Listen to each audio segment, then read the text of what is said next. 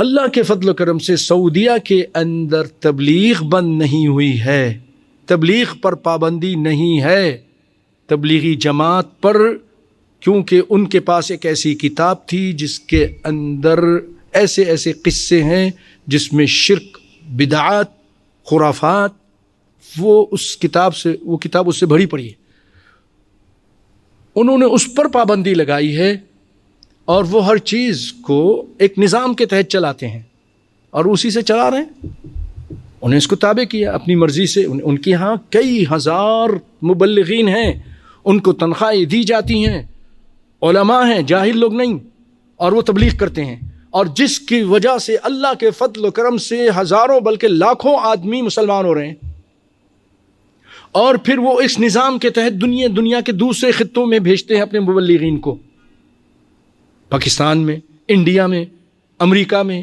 ہر جگہ مرکز دعویٰ سینٹر قائم ہے، وہاں مبلغین کام کرتے ہیں، لوگوں کو اسلام کی تعلیم دیتے ہیں۔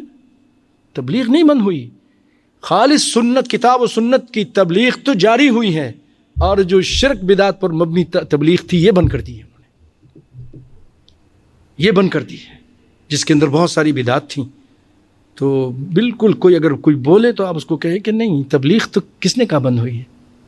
یہ جو جمعے ہو رہے ہیں یہ تبلیغ نہیں، جو دروس ہو رہے ہیں علماء کے، یہ تبلیغ نہیں، مرکز سینٹر میں، مراکز دعویٰ میں جو بیٹھ کر علماء تقریر کر رہے ہیں، درس دے رہے ہیں، ہزاروں فلپینی، ہزاروں مالدیپ کے لوگ اور دیگر انڈیا کے لوگ اور دنیا کے بہت سارے لوگ مسلمان ہو، جیسے یہاں پر آپ کے ہمارا ڈسکور اسلام ہے، وہاں مسلمان ہو رہے ہیں، وہاں بھی ہو رہے ہیں۔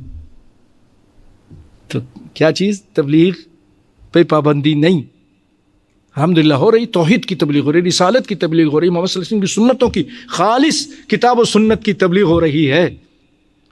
اور وہ کیا تبلیغ؟ جہالت پر مبنی تبلیغ۔ اللہ رحم فرمائے کہ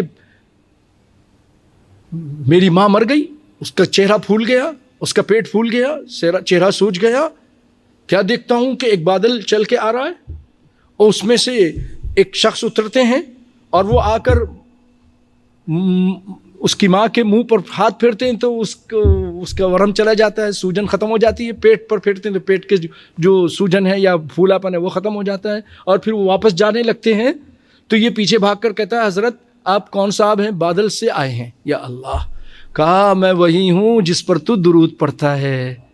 اللہ، کتنا بڑا جھوٹ! رسول اللہ صلی اللہ علیہ وسلم نے زندگی میں کسی عورت کو ہاتھ نہیں لگایا جو آپ کے لیے حلال نہیں تھی، ہیں؟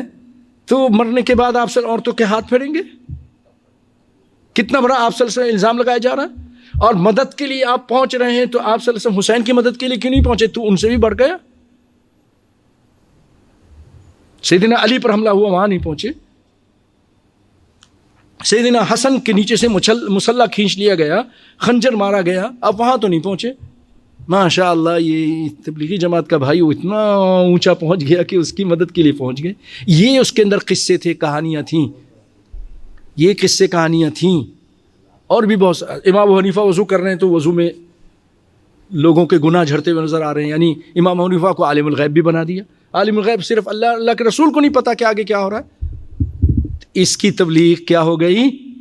بند ہو گئی، اس کی تبلیغ بند ہو گئی۔ اور جو توحید کی اور کتاب و سنت کی تبلیغ ہے وہ اور زیادہ اب چلے گی انشاءاللہ العزیز۔ اللہ تعالیٰ اور ان کو زیادہ کام کرنے کی توفیق دے۔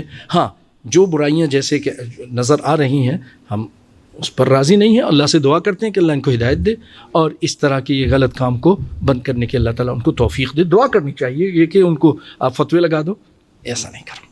وآخر دعوانا ان الحمد للہ رب العالمین، والسلام علیکم ورحمۃ اللہ وبرکاتہ۔